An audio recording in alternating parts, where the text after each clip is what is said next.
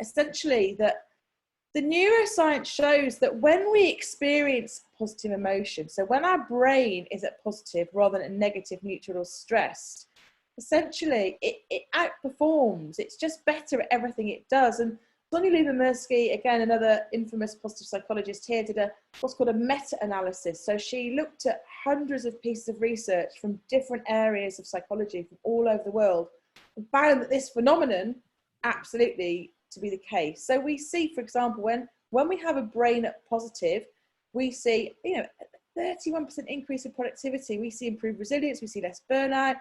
We see things like lower employee turnover. Sales teams are better at sales when they're primed to be positive.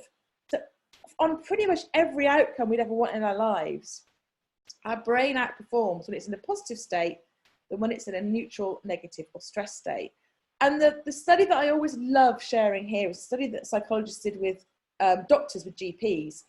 And they had two groups, control group and experimental group, and they primed the experimental group to be in a positive state. And they found the experimental group made diagnoses significantly faster and more accurately than the control group. And the way they primed them was simply by giving them a bar of chocolate, which they weren't even allowed to eat because it might interfere with the results. But the simple act of somebody doing something nice for you was enough to release enough positive emotion in the brain to enable them to be better at diagnosing their patients than if they hadn't had the bar of chocolate. So really, really interesting kind of studies here. And what I love about this is that the science shows that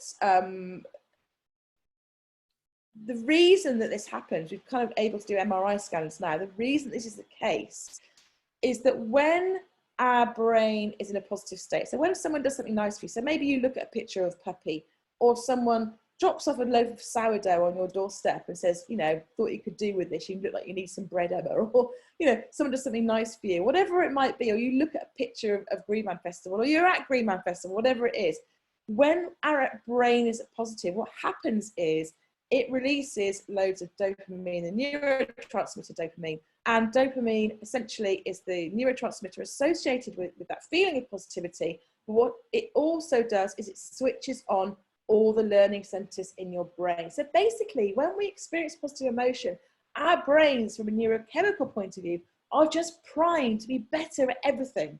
We're more creative, we're more productive, we come up with better solutions. GPs are better at diagnosing cases.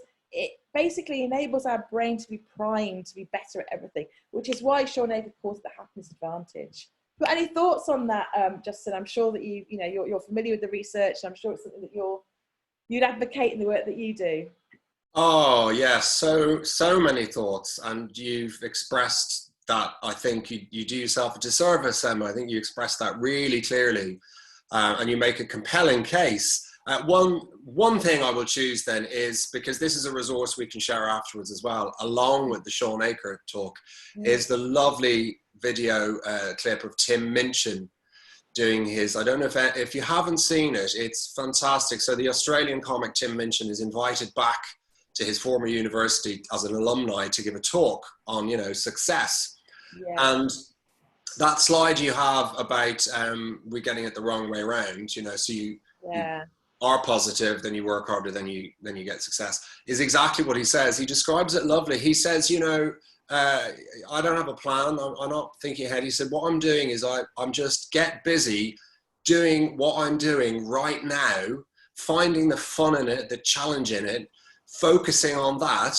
Yeah. And he said, and all the time in my peripheral vision, the next thing just starts to appear. And he said, so that's how it goes. And you look at his career, and you can track his career. It's a really lovely example of that, because here's someone who started as a stand-up comic and then started doing his music, and then started writing music for plays, and then he's an extraordinary example of that. It's just that thing of get busy with the present moment. Yeah, absolutely. I love that. It's a really great, tangible, real example. Yeah. And in terms of, okay, that's great, but how do you do this? In Sean's book, and I really recommend checking out Sean Aker's stuff. He's got some fantastic resources. He does some really interesting work all over the place. We'll send the results out afterwards. You know, he's got all sorts of really cool things going on. In his book, he says you can rewire your brain to experience more positive emotions just by doing these things for 21 days. And he's done like loads of research all over the world, in schools, in businesses, that show that this is the case. And it's really compelling. The research is really compelling. And something as simple as 3 gratitudes every day. We've talked about this before. Writing down 3 things you're grateful for every day. Journaling, doing the exercise, doing the meditation, random acts of kindness. It's kindness week this week. It's mental health awareness week. You know, just that kindness thing, just doing nice things for different people helps to train your brain to scan for the positive and therefore experience more positive emotion than if you're not doing this sort of stuff. So I know, I've said this before, I've talked about this before, but I know when I'm starting to feel myself dipping, I reintroduce these habits and kind of, you know, really kind of on it with doing all this sort of stuff. So here's a simple way that you can do this. So I just thought, while we're talking in the chat, it'd be really nice if you could just write down 3 things you're grateful for today in the chat while we're talking. And I'll ask Justin to share his, and I'll start with sharing mine to put you on the spot there. But 3 things I'm grateful for today, straight away come into my head, is A, this is kind of 2 really, but living by the sea and it being beautiful weather. And I said to my kids, we're going to head to the beach this evening because it's very quiet where we live. It's not like Camper Sands or Brighton or anywhere. There's plenty of space for social distancing. I'm going to head to the sea, sit on the sea. Not sit on the sea. That'd be amazing if I could do that. Sit on the beach this evening, and I might even go for a swim. So that's kind of a few grateful things in there all in one really, but I'm very grateful for that opportunity to be able to do that. What about you, Justin? What are you grateful for today? Well, I'm certainly grateful for the content in the chat because I've noticed that Carol had said that Amy just organised for all of our employees to receive a bar of chocolate, and the amount of goodwill that has been buzzing around our factory office has been great, which just, you know, that just fills my heart because it shows that it works, doesn't it? That's like a live example of this stuff works. And I'm also seeing, we've got Waitley L says, sunshine family walks in the countryside. Katie, you've messaged that to me privately, by the way. My family, my home and where we live, my friends. Helen says, garden, my boss, banana muffins. Lovely. I mean, you know, we have this with my boys always in the evening, they have to choose one thing. And it's always quite funny because one of them will say, oh, I'm really grateful for the dog. And the other goes, oh, no, I was going to say that. I always say, it's okay. You can be grateful for the same thing. So I would say I'm grateful for the chat. I'm also grateful for, there's a business that locally that does amazing pizzas, and they've started doing beer delivery, fresh beer. They make their own beer. So yesterday I had a delivery of my favorite stout and my favorite pale ale. And when I came back from the beach, we stopped off and had fish and chips on the way. And then I had a nice cold pint of beer from my fridge. So that made me extremely grateful. That sounds ace. Is that Tommy's? It wasn't actually, it was the Imperial. Oh, the Imperial, okay. Yeah, I mean, Tommy's Pizza as well, you know. We're lucky here. We've got a few amazing pizzas delivered. I'm also grateful for that as well. Just makes me laugh. You're saying about when you ask your children what they're grateful for. My kids are only 6, just turned 6, and the things that they come up with always have me in hysterics. So, for example, we took them to one of the big theme parks about 6 months or so ago, and afterwards we always talk about what did you really enjoy, what were your favourite things, and one of them just looked at me and was like, oh, do you know what? I loved having Crispies at lunchtime. And it's just like, we've just spent like £100 going to this theme park and doing all the rides and all the ice creams, but you're most excited about your packed lunch. Yeah. That makes me laugh, actually. Very quick story. We took the kids, stupid mistake, to Disney World, Disneyland Paris when they were really little. They were way too little to appreciate it. It cost an absolute fortune, and it was really cold and grim when we were there. We had a great time. Me and Ted had a great time. Anyway, the kids were way too little, and they literally spent most of the time on the €1 carousel in the hotel. That was their favourite bit rather than the Disneyland. And I said to many friends who've got small kids, just don't bother, wait till they're older, schoolboy era there. But yeah, interesting what people are grateful for, because you can't make assumptions about this stuff, can you? So Okay, cool. I'm gonna share my screen again. Back to that. Hopefully, can you see that? So, so this theory we're talking about, this you know, sort of opportunity to use positive emotions to help us just be better at everything, kind of comes from Barbara Fredrickson's broaden and build theory. And really, I said, you sort of, when you start thinking about positive emotion and well-being, you kind of think, well, it's obvious.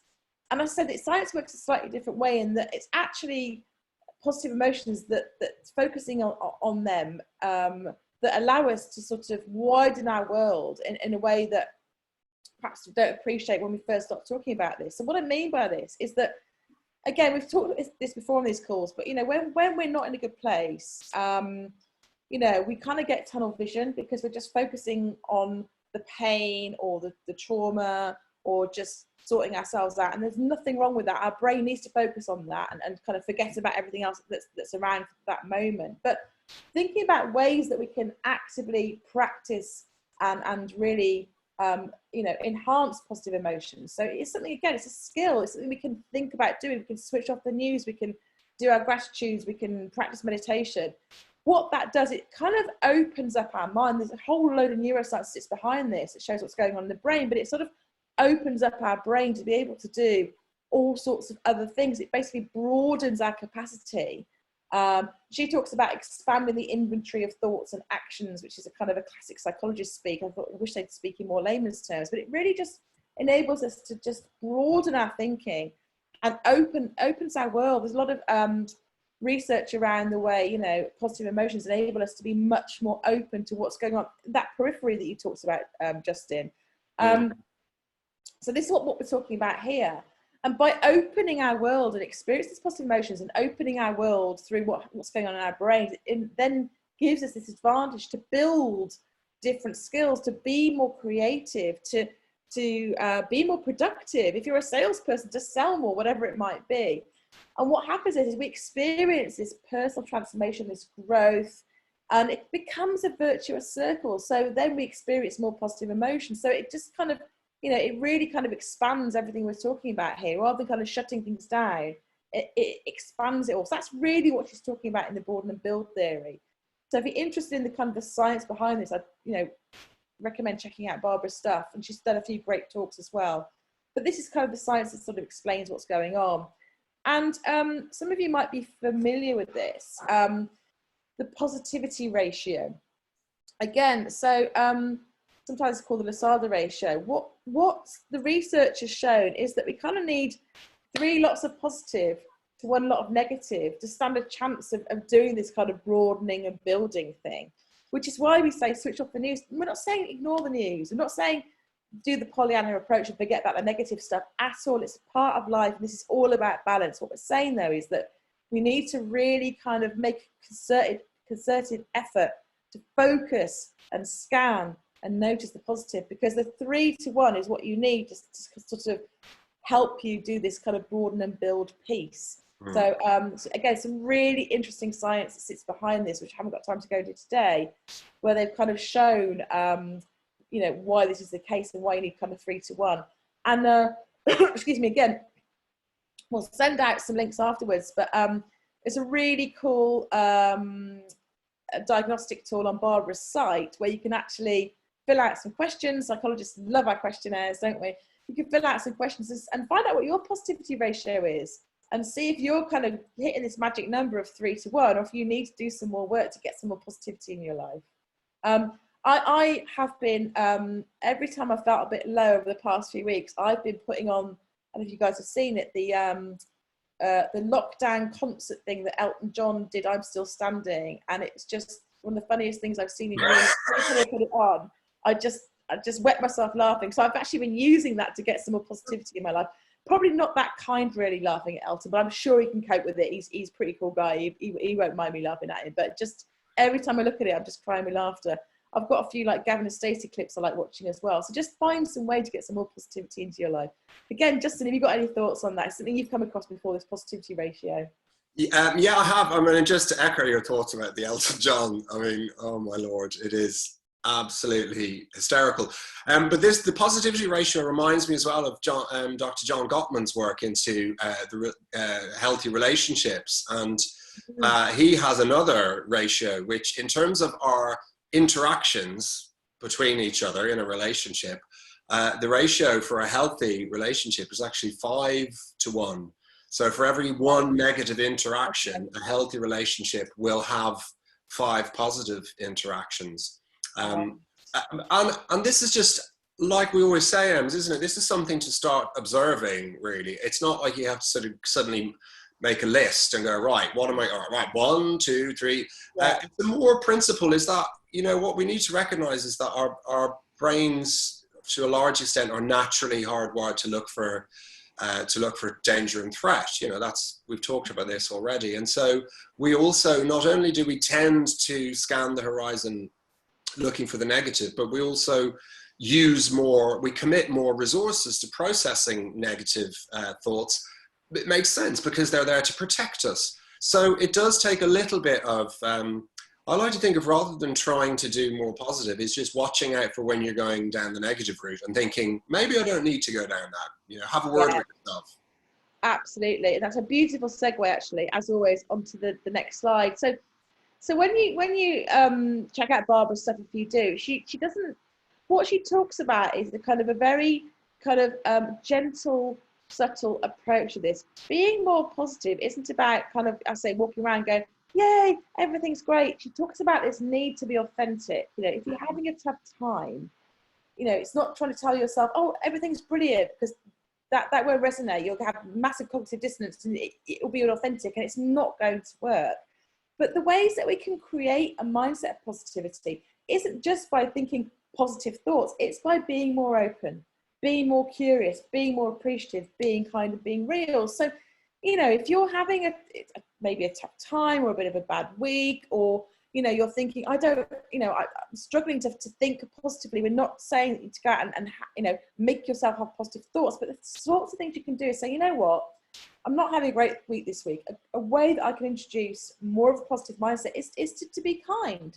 You know, we're on lockdown, many of us with families or friends, some of us on our own, you know, the relationship piece can be quite tough. I can choose to be nice and kind to my husband and family, or I can choose to be annoyed that the washing up's still not done. You know, I can think of all the negative things, but I can say, oh, thank you for making me a cup of tea. That's really nice of you. And I can make that conscious choice to be kind. So I'm not necessarily thinking I need to think positively, but I'm saying, actually, I'm going to make a conscious choice to be kind. I'm going to make a conscious choice to appreciate people and say thank you. Maybe reach out to someone I haven't heard from for a couple of weeks, or, you know, maybe thanking someone for something good for me or nice for me, you know, a while ago. I can make a conscious choice to be more curious. I can spend some time looking at stuff and reading stuff and being open. You know, if even something as small as, you know, choosing to cook different sorts of meals can help with creating a mindset of positivity. It's a really important point to make here. It's not about just forcing yourself to think positively about everything, because that is not authentic or real. It's about very, you know, subtly introducing these kinds of, you know, feelings, approaches, mindsets into your day-to-day. And this is how you will create more of a mindset of positivity. I'm sure, Justin, you'll have some thoughts on this, because this is kind of, you know, at the heart of a lot of the work that you do, isn't it? Yeah, well, what I've found personally is that creating these new habits work best when you tag them onto something you're already doing. And again, that's not my invention. That's obviously, that's a well-trodden path, but it does really work. So for example, what we were talking about earlier about the gratitude thing is we started this ages ago with my kids, is you know, one of the things we do always try and do is sit down and eat together. And we start that evening meal by having a quick round of one thing you're thankful for. And because we always sit down and have the evening meal, then they very quickly automatically knew, well, that's what we're doing now. So, because otherwise we forget. Yeah. So, you know, if we can piggyback or hack into habits that we already have, or routines we already have, that's the easiest way to start slowly increasing that ratio, you know, because otherwise we just forget. Yeah. That's a brilliant point. And there's some, again, going off slightly off piece here, there's some fascinating, I mean, I'm sure many of you have heard of nudge theory, but some fascinating work around micro habits. I've forgotten the name of the guy, it's Ben something, I think, but he's kind of, it's a slightly controversial figure because a lot of the work that he's I think he's Stanford, a lot of the work that he does in his lab, a lot of the kind of the folks from Facebook, Google, etc., go along and then use it in their kind of Facebook marketing. But one of the things that I love about the work that he does is exactly to your point, Justin, is using something that you do naturally every day, like brushing teeth in the morning, to introduce a new micro habit. The idea is not something really, really big. So you don't say, right, after I've brushed my teeth, which we do every day in the morning, I'm going to go for a 5-mile run. It's like, after I've brushed my teeth in the morning, I'm going to, do 5 push-ups. Starting really, really small. There's some really interesting work around that, around tagging something really small, a micro habit, onto something you do naturally as your day-to-day.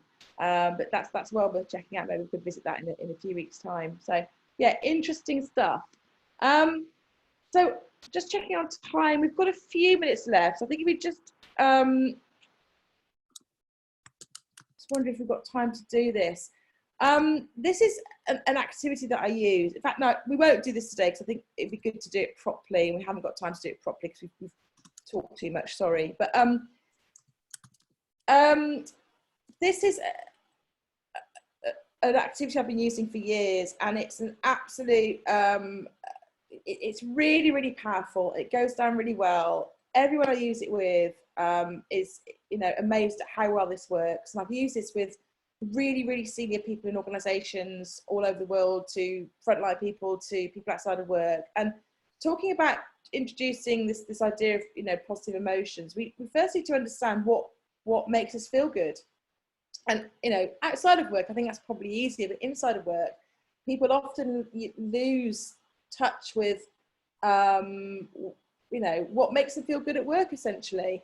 So a great activity I'd like to ask you to do after the session at some point between now and next week is to think about your best experience at work. And this is really thinking about a time when you absolutely loved what you were doing, you loved your job. So think about a work situation here.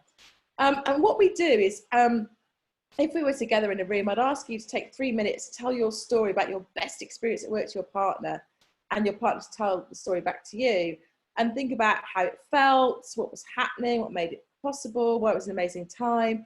And then what we do is we collect these stories from people we're working with. We can do it online as well. It works really well online, actually. And it's really interesting, when people start to share their stories, the sorts of insights that come out tend to be not what people would have thought would have come out when we started the conversation. So if you said to people, what do I need to do to make work really great for you? A lot of people say, well, pay me more, give me time off, those sorts of obvious things, give me great coffee, give me a parking space. Inevitably, when you have these conversations, what comes out are sort of the real fundamentals around, I had autonomy, I had purpose, those sorts of things. I was mastering something, there was challenge, the growth mindset, work with great people, so the relationships come out. So a lot of the stuff we've been talking about over the last few weeks tends to come out. Oh, it's a very powerful activity because it helps to reconnect people with what, facilitates a positive emotion for them at work. And even the very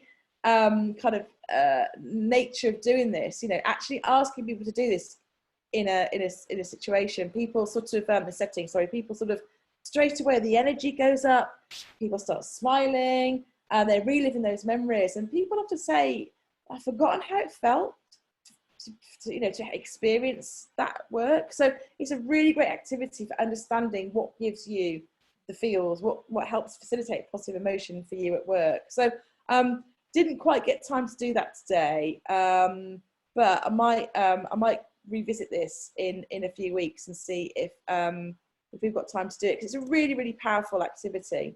And then the other thing, I know we've talked about this before, but I kind of come back to it because it's such a powerful thing again. And for those of you maybe that are new to the call, is your playlist. So going back to those pictures at the beginning.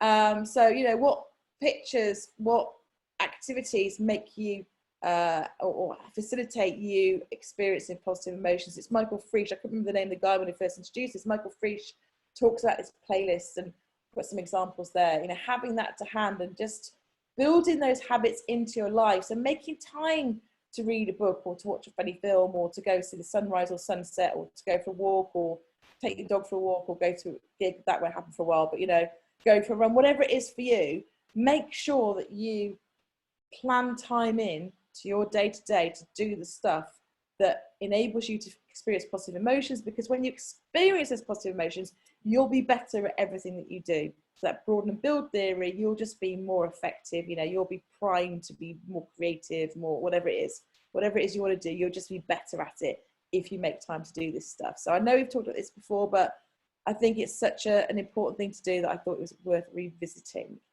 So coming up to time, have we got any questions today that have come through, or any thoughts from you, Justin, before we go to questions on what we've talked about today?